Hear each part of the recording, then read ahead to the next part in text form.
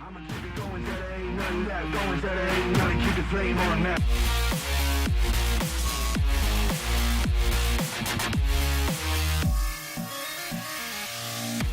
Hello and welcome to Critical Damage, Emerson Channel's premier esports talk show. I'm Will Snyder, and I'm joined here with Leo DePaulis and Ian Copeland. Guys, we've got a lot of great topics to discuss today, so let's get right into it. A couple of weeks ago, Emerson Esports Overwatch team Echo played a scrimmage game against Chapman University. We're going to take a closer look at some of the best plays of that game, along with the team members who made them. Ian, let's throw it to you. So the first player we're going to be covering is known as Majestic Man. And he's primarily a Widow main, but in this clip that we're about to see, he plays a mean Tracer. We can see he started in 2017. He has a lot of games won. And we see here in the clip, just like that, 2 supports. That is both supports down. And his team is down, but he continues to stall the point to allow them to get up to 99%. This drives the game into overtime, giving them extra time to potentially win the game. While they eventually lost this map, it was an incredible play nonetheless. Now, I mean, it's not talked enough about how invaluable it is to stall a point. Like we see, like just there, like although they were not able to get that map specifically, like they would have 100% lost it if he was not just being a nuisance on point and able to just keep things moving, keep them in the driver's seat. Oh yeah. And if you actually have heard of the content creation group members SI Not Found, you will have heard of our good friend Majestic Man. He's a member of that fairly large Overwatch YouTube channel. So that's awesome. Well, you guys know where to find him. Leo, you got the next player. Let's throw it to you. So the next player that we're going to talk about he has a great username, haha good meme. He used to play casually with his friends, but when he came to Emerson College, he realized his true competitive potential. His favorite teams are teams like the Boston Uprising and the Shanghai Dragons. And from the clip, we can see haha good meme throw in a graviton surge on the Zarya, like as the Zarya, and then we see the Hanzo throw in his ult, and it's just goodbye for that team. And then they capitalize and ultimately take the point. It's honestly beautiful to see. Yeah, Grav Drag takes, as the combo is called, takes a lot of team coordination, and it's just, when you pull it off right and they don't have the right tools to stop it, it's completely deadly. Anything else about your player? What does he think about the professional scene? Do you have any more favorite teams? Yeah, he actually also likes the Florida Mayhem, which, being from Florida, I can respect that. I didn't know you were from Florida. Yes, sir. Wow, learn something new every day. Ian, what do you think about the Grav Drag combos? We're about to see another one in a minute. it always highlights the simple ult management that is so essential in Overwatch. It's people often underestimate how important that is, how important ability timers are, but when a team really understands it, it always pays off, and that's what we really see in this clip. And the thing with Overwatch is since you're allowed to see the opponent's ult percentage, then you can plan for it, so that which makes pulling off combos like that much harder. Because they should have been expecting it, but you know, that's the game. All right, the last but definitely not least player we're going to look at is Urchin, the guy I interviewed. He is an outstanding DPS player. Didn't start playing Overwatch until about a year after the game came out because he was waiting to get a gaming PC. Coming from games like CS and TF2, as we're going to see, the amazing plays coming out from him. Not only does he look at him flick around after getting the grav drag, just incredible aim and utter destruction on top of the payload, just allowing them to take the point and get back control of the game entirely. And it's amazing how the game is just so focused, it feels, around DPS these days. Like everyone, all the other, both tanks and both supports, their goal is just to allow the DPS to make plays. And in my opinion, no one's making plays better than Urchin. And also, let's not discredit the off-tank here, because the Zarya is obviously one half of this equation. Like the center of it, basically. Yeah. The ult gets hit, and without that ult, Hanzo's ult is, the center of gravity, one might say. True. Still. But again, this highlights ult management, coordination, and also communication. It's such a simple combination, and honestly, I was shocked that their team got hit by it a second time. But at the same time, I'm not, because... Well, they mixed it up this time. They went from behind. They used the Zarya kind of as a distraction, so the enemy team was looking around for the Hanzo, and he had completely flanked around back, and they just weren't ready for it. And unfortunately, we did not get to see a lot of the mechanical ability there, more of the big brain power. But we saw in the first map that you analyzed, Urchin on the Ash, that was completely nice. deadly, hitting headshots left and right. It was so impressive, and it won't surprise you when I tell you his favorite player is the one and only Shroud. Of course. The aim god himself, so fun to watch, and you can tell he kind of models his play style after that, just flicking around, amazing aim style. And that's where that CS experience comes to play. Of It's course. always lovely. All right, we're going to take a commercial break now, but when we come back, we'll talk about collegiate esports and the distribution of resources across the country. Don't go anywhere. We'll be right back.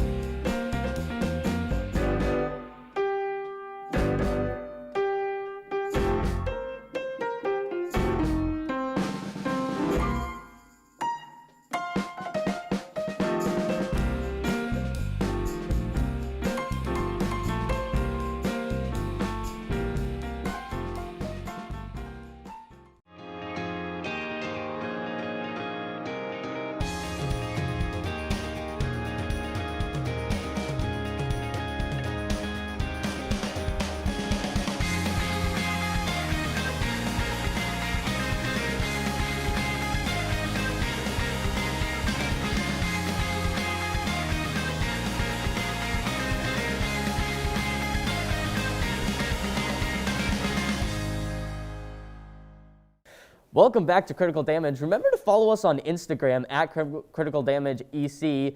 We all just got our bios up there, and they all have equally professional photos of them, Ian.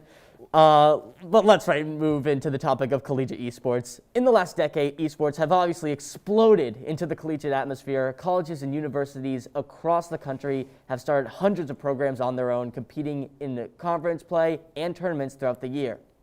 But in order for the team to form, play, and win, they need resources to do so. As a matter of fact, I was lucky enough to sit down with the coordinator of esports and club sports at Northeastern University, Tyler Levesque, to give us some info on the subject on Zoom. Take a look. Hello, my name is Tyler Levesque, and I am currently the coordinator of esports and club sports at Northeastern University. I officially started in this position in January of last year. I was the director of esports at Wichita State University for a year before that, and then this opportunity came up, and I decided to try and test out the waters in the Northeast and move from Wichita, Kansas to Boston.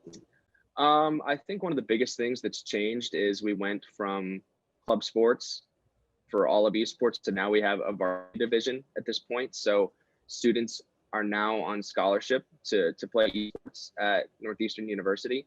So that means originally with club esports, they were there participating and playing in collegiate esports tournaments, but they weren't getting any sort of scholarship dollars, and they weren't getting 100% support of the varsity athletics department. And so with that, we identified 4 varsity titles and said we are going to allocate scholarship dollars for these players and students, and they're going to get the same kind of support that a varsity basketball team would get at Northeastern University. And this past year, we've been operating a full varsity esports program during the COVID season, and it's been a good year.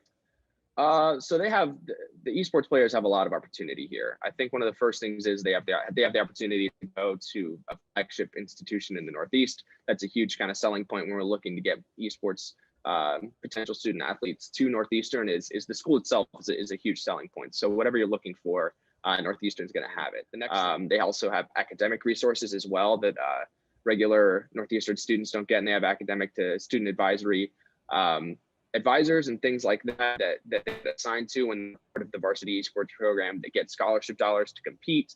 They also have a gaming lab that they can come in and play at. So we have a varsity esports lab for them to play against other schools in, which is great. We also hired 4 varsity coaches for them as well. So we not only manage the players, but we also manage the coaches as well. So I think without these resources, then we're not really any different than any, school that has a group of students that decides to participate in a tournament. And it's like anything else, we want to be the best. We want to be the best program, not only in the Northeast, but in the US. And so without these resources, we're not able to adequately do that. Initiatives that we want to continue to push is making our, streaming services better. So we want to continue to have more of a focus on, having an organized stream ready to go for every single varsity match that we play in.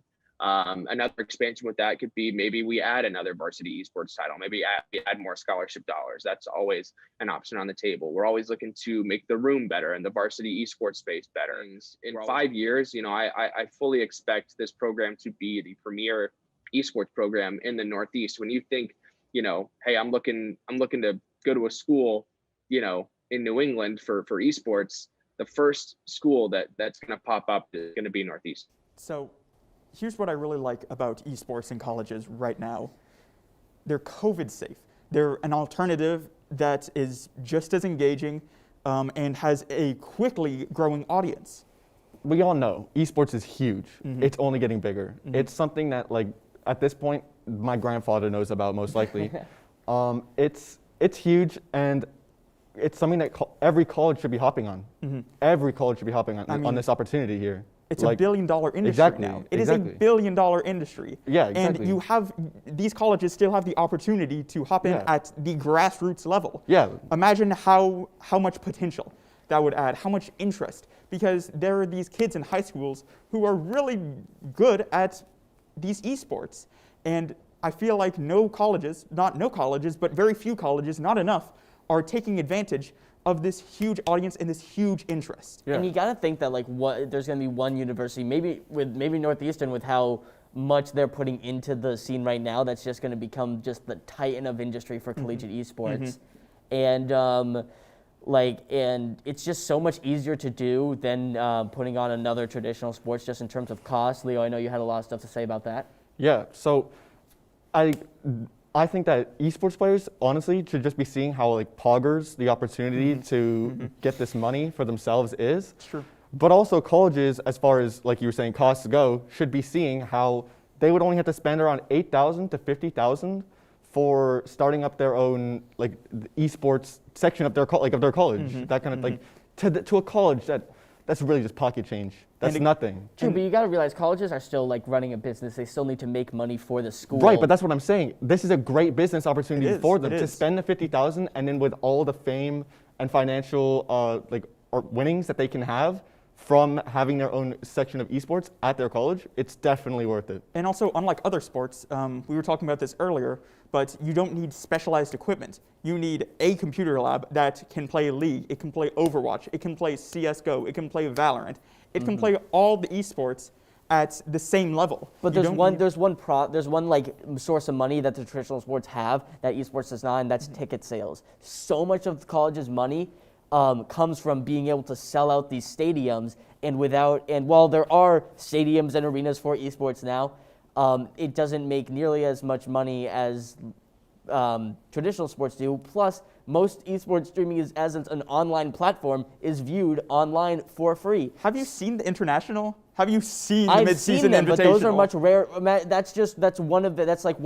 like maybe 5 events a year that are that big versus college basketball team, which plays 30 games a year in a sold-out stadium. But we're getting to that point. That's the scary thing is. I'm agreeing. I think college esports is a great idea. I'm just saying that we're not at that point yet, and that's why colleges are still a little hesitant. And especially with COVID, they just lost so much money because they didn't get ticket sales this year, and that's why That's why I think COVID is going to delay. I'm saying esports there's an by a little opportunity bit. Here for online tickets. Undeniable. For normal sports arenas are doing it, where you get a camera from your audience perspective, from whatever seat you buy. You can sell 10 tickets on every seat.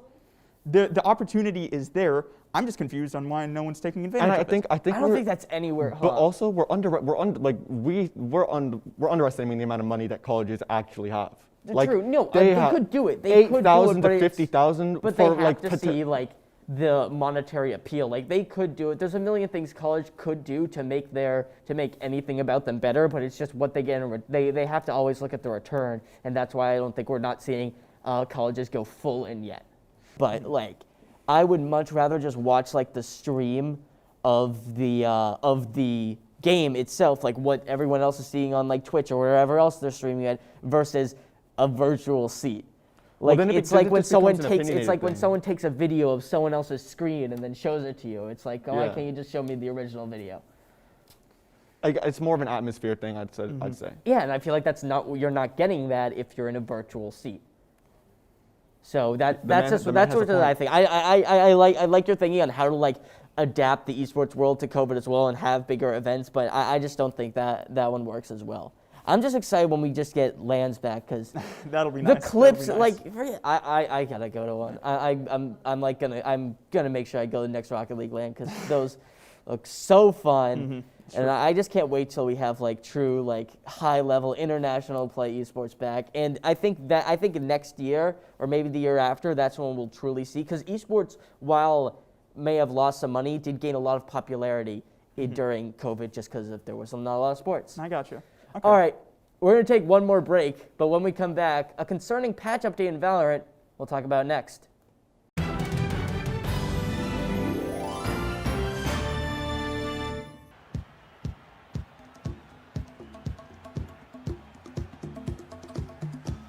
All right, come back in 10 seconds.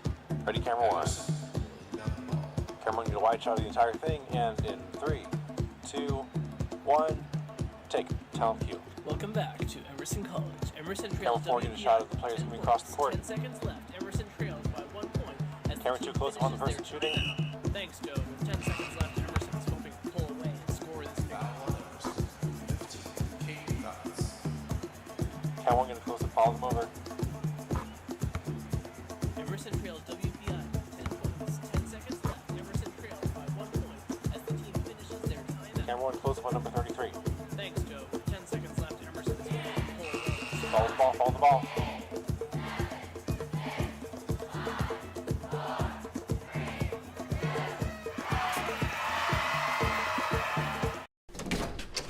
Hey, we're your roomies, your homies, your new living best. We live here too.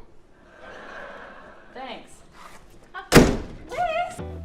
Do you have any idea what time it is? It's time. 7. Oh. 7? It would mean a lot to me if you guys watch.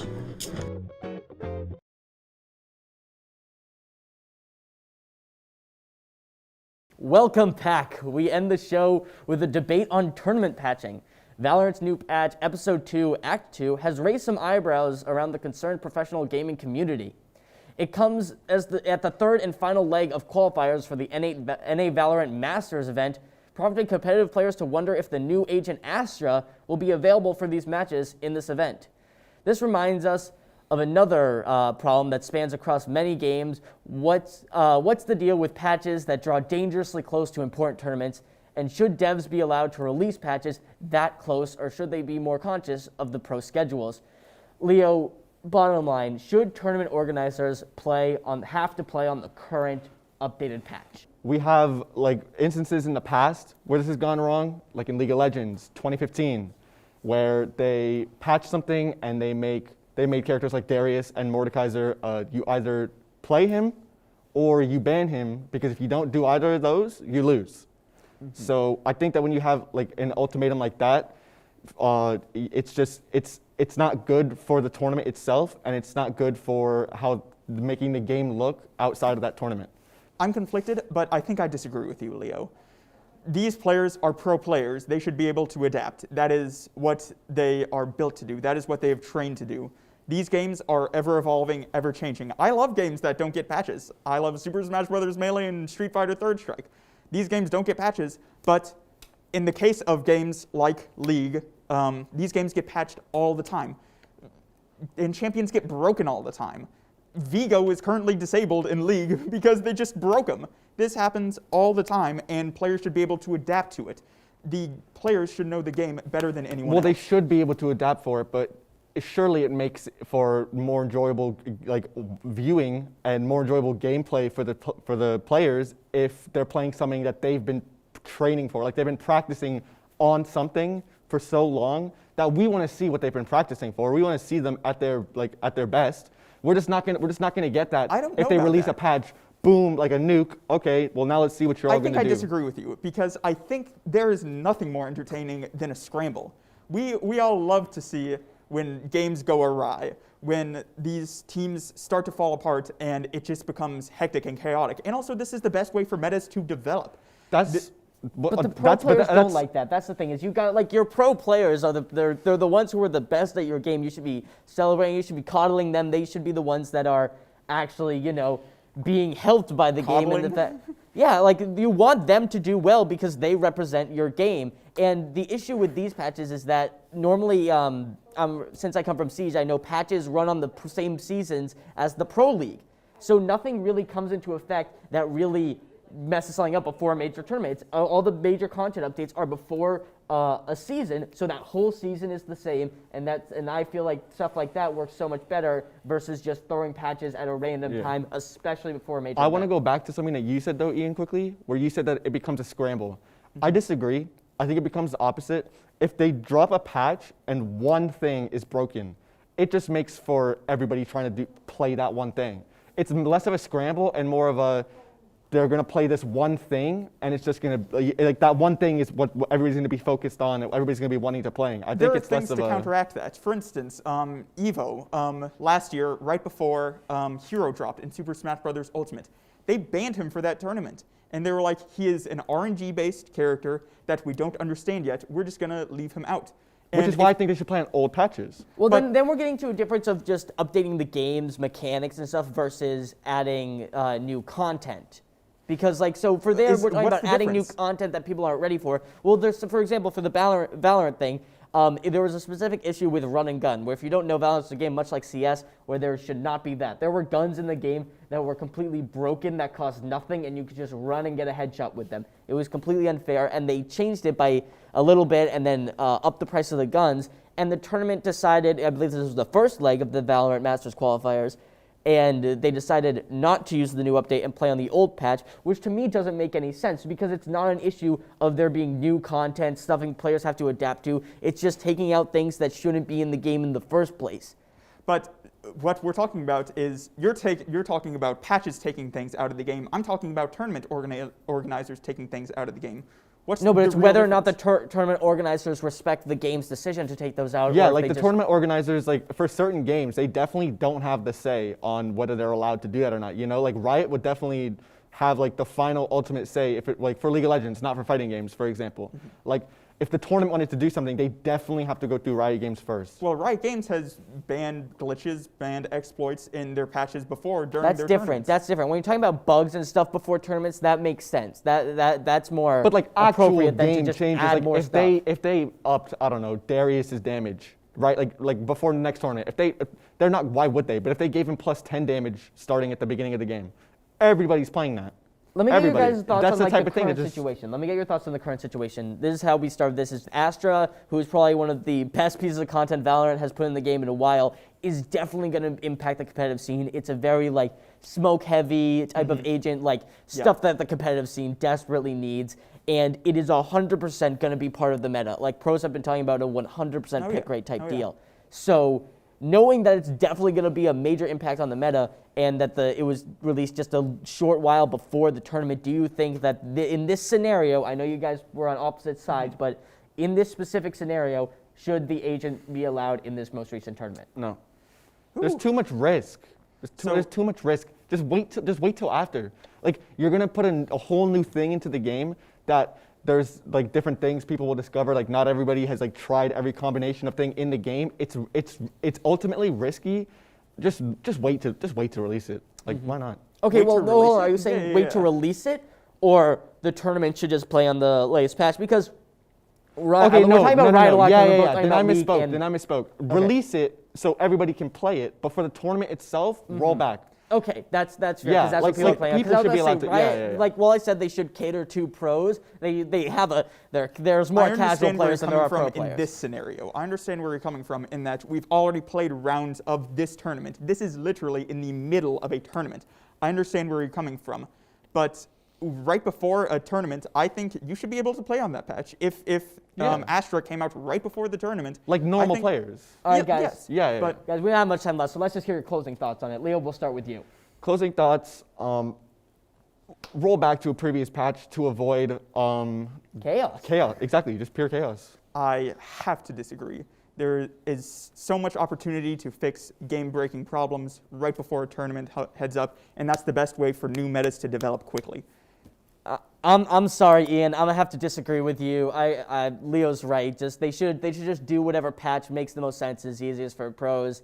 2-1. The no tie guys take it. Take that, Ian. Well, that's all the time we have for you today. Thank you for joining us on Critical Damage. Be sure to follow us on Instagram at Critical Damage EC and subscribe to our YouTube channel. For Ian Copeland and Leo DePaulis, I'm Will Snyder. We'll see you next time. Have a good one.